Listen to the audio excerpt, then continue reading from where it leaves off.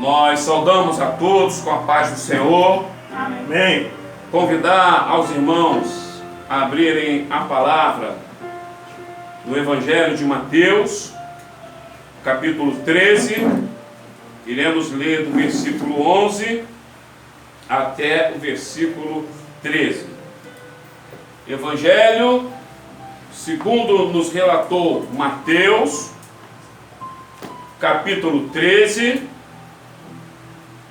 versículo 11 até o versículo 13.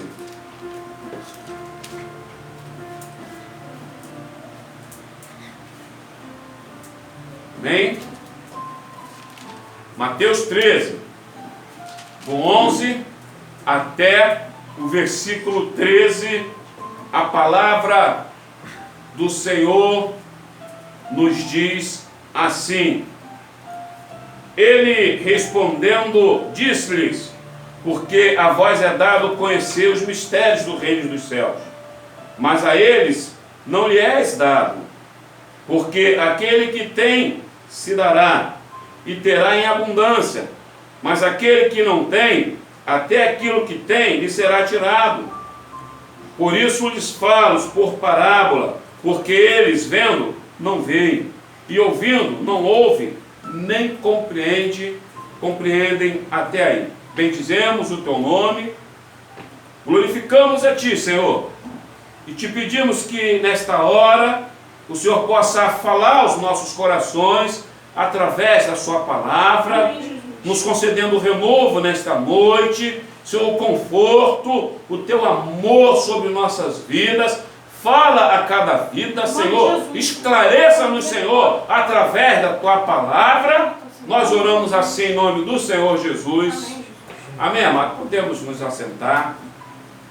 Irmãos, a leitura feita, ela está dentro do contexto da parábola do semeador.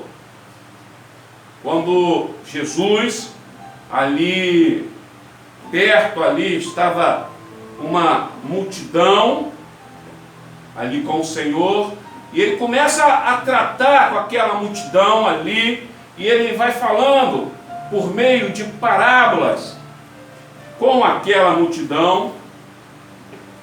E irmãos, como o Senhor ele se pronuncia ali através de palavras, ele sabia que aquela multidão que estava perto dele não entendia ali a palavra, porque aquela multidão, aquelas pessoas, elas não entendiam os mistérios do Senhor. E o Senhor Jesus, ele sabia aquilo que ele estava falando. Por quê, irmãos? Porque a multidão, muitas vezes, sempre cercava o Senhor Jesus, sempre estava próximo do Senhor Jesus. Só que a multidão não quer dizer que é muita bênção, que são pessoas que altamente espirituais. Muitas vezes a multidão cercava o Senhor Jesus porque queria o pão, porque queria um milagre do Senhor. E o Senhor conhecia o coração daquelas pessoas que elas muitas vezes buscavam o pão, buscavam o milagre, mas não tinham uma transformação na sua vida, não tinha um compromisso maior a partir daquele encontro maravilhoso com Jesus. Então o Senhor Jesus sabia de quem queria ter um compromisso maior, de quem estava seguindo a Ele, não por causa de um pão, ou por causa de um milagre, ou porque queria resolver algo na sua vida que muitas vezes sozinho não conseguia. E ele sabia. E aí o Senhor abençoava, sempre abençoou. O Senhor é bom, o Senhor é misericordioso, o Senhor ama as nossas vidas. E Ele tem prazer em nos abençoar, em curar, em abrir porta, em operar grandes maravilhas no nosso meio. Quantas pessoas nós já oramos, já vimos que estava ali, morre, não morre, e não vai ser curado, e não vai receber, e o povo orou, e aquela pessoa recebeu a cura. Glória a Deus. Só que eu sempre falo isso, irmão, um milagre não se compara com a salvação. É verdade. Um milagre não se compara com uma vida salva. É verdade. Um milagre não se compara com uma vida transformada, que pediu perdão por todos os seus pecados, para ter agora um compromisso, uma vida entendendo o que é o mistério da salvação, o que é o mistério do Evangelho, porque o mistério do Evangelho não é nada que ninguém vai entender, não. O mistério do Evangelho, ele pega o homem nu, sujo, caído, caminhando a passos largos para o inferno e transforma a vida do homem agora num homem com roupas santas, modificada, caminhando para o céu com toda a sua vida mudada. Por isso que o Senhor Jesus, ele traz esse relato. Por isso que o Senhor Jesus, com a multidão, estava falando daquele jeito ali de parábolas, ao semeador, saiu a semear. E lá no versículo 11, ele fala assim, ó, porque a vós é dado conhecer os mistérios do reino de Deus. Irmão, só conhece o mistério do reino de Deus, conforme nós falamos, aquele que tem um compromisso com o Senhor. Muitos vão ouvir, muitos entram e saem de igreja, muitos ouvem pregações, muitos ali falam até de Jesus, mas se ele não teve um encontro dentro de si com o Senhor Jesus, se ele não decidiu a sua vida, o seu viver em favor do Senhor, ele jamais vai entender os mistérios do reino de Deus.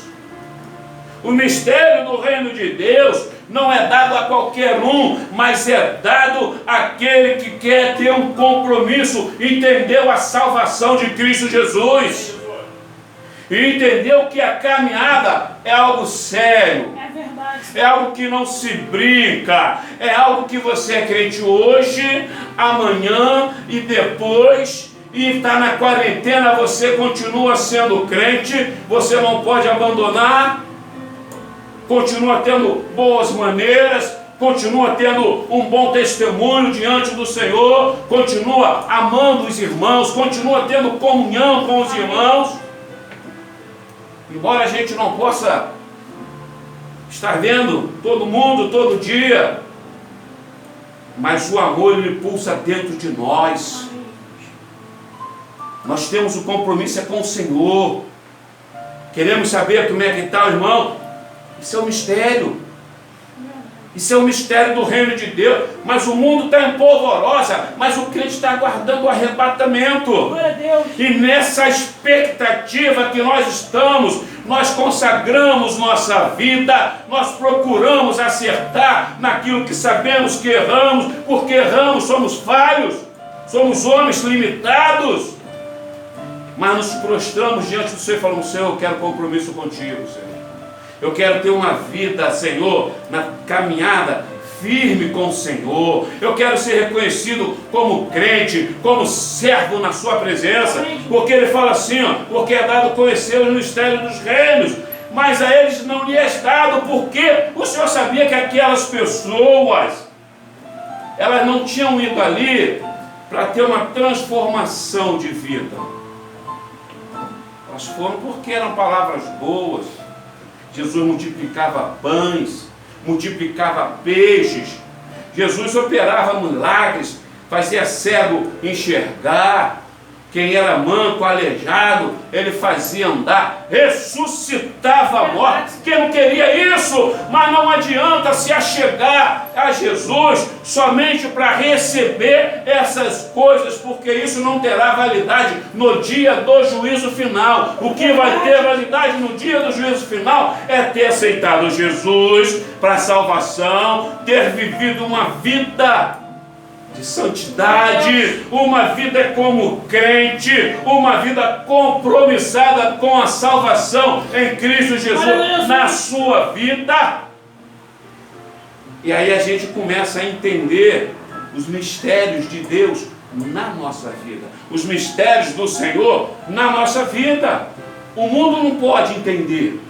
O mundo não sabe que alegria é essa que nós temos. O mundo não sabe o que é uma pessoa perde alguém ou perde algo e passa o tempo e as pessoas falam, ó, agora vai desabar de vez, mas aquela pessoa abre a sua boca e fala, ó, o Senhor tem me sustentado, é pelo Senhor que eu estou de pé, é esse Senhor maravilhoso que tem me levantado a cada dia, mas perdeu o emprego, não tem mais o que fazer, mas eu não perdi a minha fé, eu não perdi a minha salvação, a minha alegria ainda é a força que o Senhor tem dado na minha vida, eu ainda tenho a alegria da salvação. Então o Senhor, Ele conhece esse coração, o Senhor conhece essa pessoa, o Senhor sabe de um coração que tem esse tipo de definição em favor do Senhor.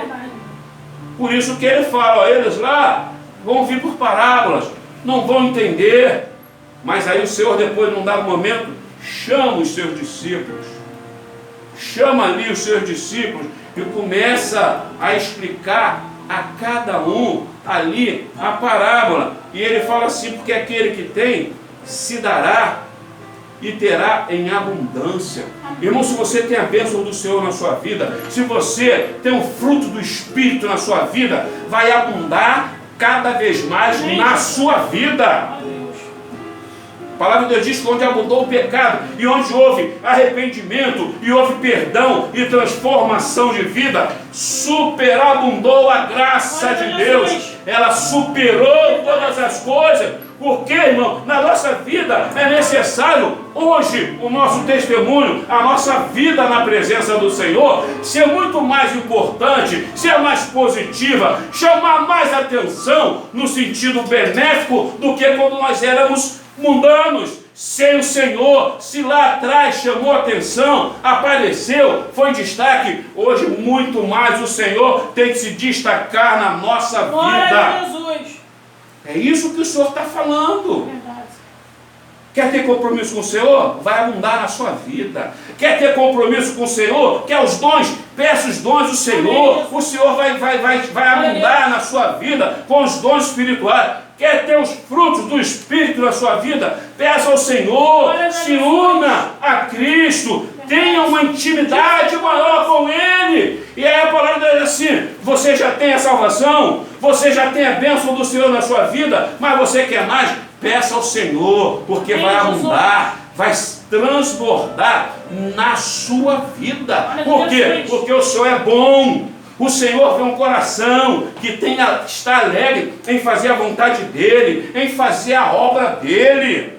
E vale a pena se dedicar, caminhar, entregar toda a nossa vida ao Senhor.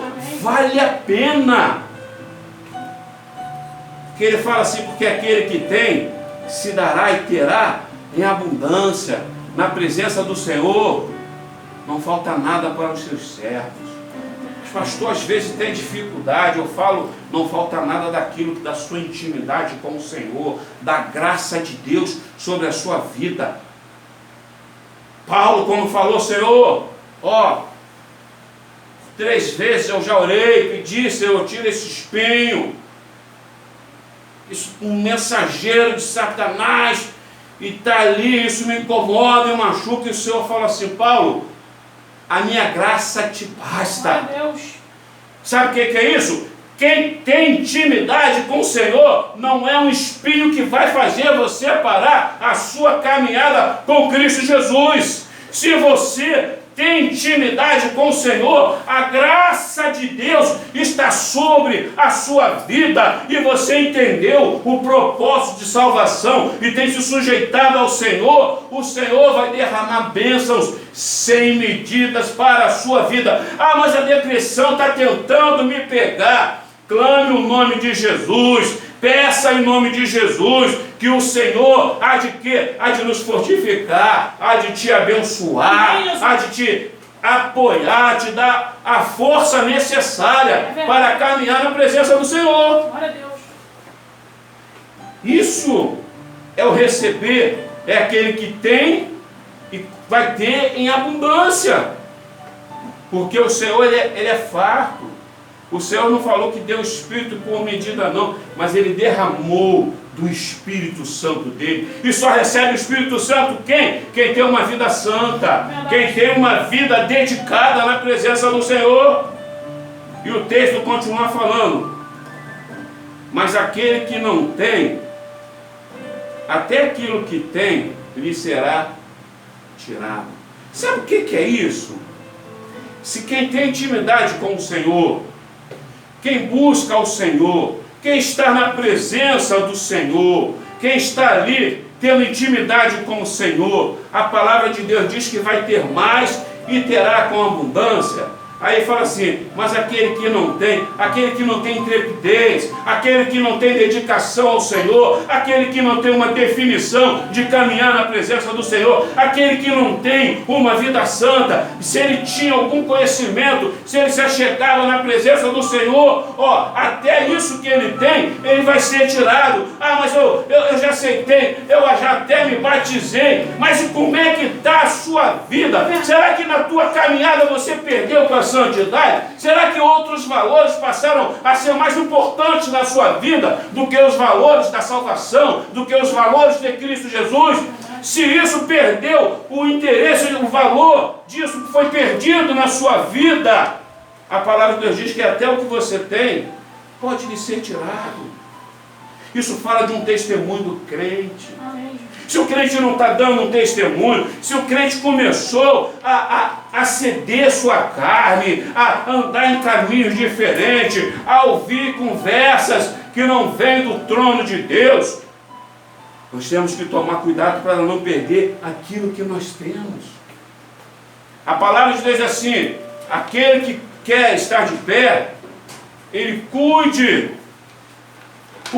para que não caia. Amém. Porque nós não podemos brincar com a nossa vida espiritual. A vida espiritual, ela é muito importante. É que muitas vezes a gente dá muito valor à vida material. Porque nós vemos, nós sentimos dor, nós precisamos comer, pagar conta, e essa vida aqui, ela sobressai muito mais. Mas só que essa vida aqui, ela é transitória, ela é passageira. Ela vai passar. Num dia o homem está vivo, está pulando, está falando. No outro dia pode estar fazendo o enterro dele. E aí o que aconteceu? Morreu, passou para o Senhor. Ou não passou para o Senhor.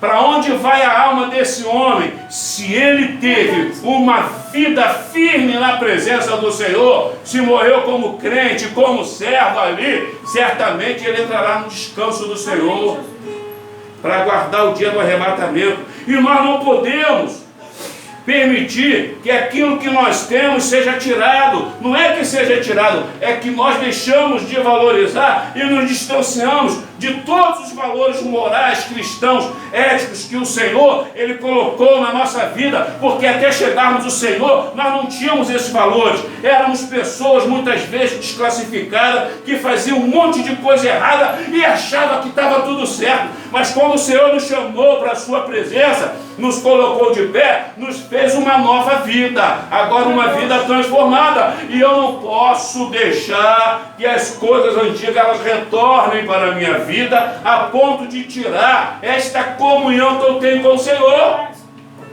É necessário vigiar. A palavra de Deus fala assim, olhai, orai e vigiai. Marcos 13:33. Então nós precisamos. A vida do crente é vigiar o tempo todo, é pedir Senhor discernimento, para saber se amizades, conselhos, alguma coisa, isso vem de Deus ou vem do inferno para derrubar a vida do crente. E tem um monte de gente aí ouvindo coisas aí do inferno e está aplaudindo para esse monte de coisa. Nós não damos ouvido para isso não. Lembra a mensagem de ontem? Mesmo que venha te elogiar, mesmo que venha trazer palavras, que venha afagar o seu ego, que vai satisfazer a sua vontade, repreenda em nome de Jesus, para não perder o que você tem, porque pior coisa para o homem é perder a sua comunhão, é envergonhado, ele vai padecer, ele padece vergonha, mas aquele que permanece na presença do Senhor, ele receberá a coroa de glória, a coroa da salvação. Mas aquele que não tem, até aquilo que tem, lhe será tirado. Tenha prazer nas coisas do Senhor. Se ocupe mais das coisas do Senhor. Leia a Bíblia. Irmão, nós já estamos quase que 80 dias em casa. Já deu tempo de ler a Bíblia praticamente toda. E será que a gente leu pelo menos um capítulo inteiro? Será que nós nos dedicamos para fazer 1, 2 semanas aí de jejum para edificar a vida? Será que eu já exercitei o perdão na minha vida? Será que eu já fiz uma reflexão? Senhor, eu tinha comunhão contigo, Senhor, mas hoje eu tenho agido de... Você já fez essa reflexão na sua vida? Será que a sua comunhão, o arder do Espírito na sua vida, é desde o primeiro dia que você entrou na igreja? É desde o primeiro dia que você foi batizado? Ou que você foi batizada? Será que o Espírito de Deus ainda arde no seu coração desde o primeiro dia que você teve um encontro verdadeiro com o Senhor? Nós temos que tomar cuidado para que o que nós tivemos até hoje na presença do Senhor não venha sair de nós. Nós precisamos nos manter vivos na presença do Senhor. Amém. Nós precisamos nos manter de pé na presença do Senhor. Nós precisamos vencer as batalhas pessoais. O que são batalhas pessoais? São as batalhas contra nós mesmos, contra a nossa vontade, contra o nosso eu. Precisamos, Senhor, eu preciso manter aquilo que o Senhor me deu. Será que quando você está na expectativa de um culto ou da ceia, você tem a mesma alegria? Ou já virou uma rotina na sua vida? Vou para mais um culto, o pastor vai falar, a gente vai ver lá na tela do celular, que bom, que agora a gente não precisa nem ir mais para a igreja. Será que essas coisas passam? Devemos ter cuidado, irmãos, para essa comunhão, esse desejo ardente de servir o Senhor, não saia do nosso coração, da nossa mente, da nossa vida. Porque aqui no versículo 13 ele fala assim: por isso lhes falo por parábola, porque o Senhor sabia que ali ninguém queria compromisso com o Senhor, porque eles vendo, não veem. Irmãos, tem um ditado chamado adágio popular, que diz que o pior cego é aquele que não quer ver. E muitas vezes você já viu que Deus já falou contigo: meu filho, minha filha, o teu caminho que você está indo vai te destruir, vai roubar o que você tem de comunhão na presença do Senhor.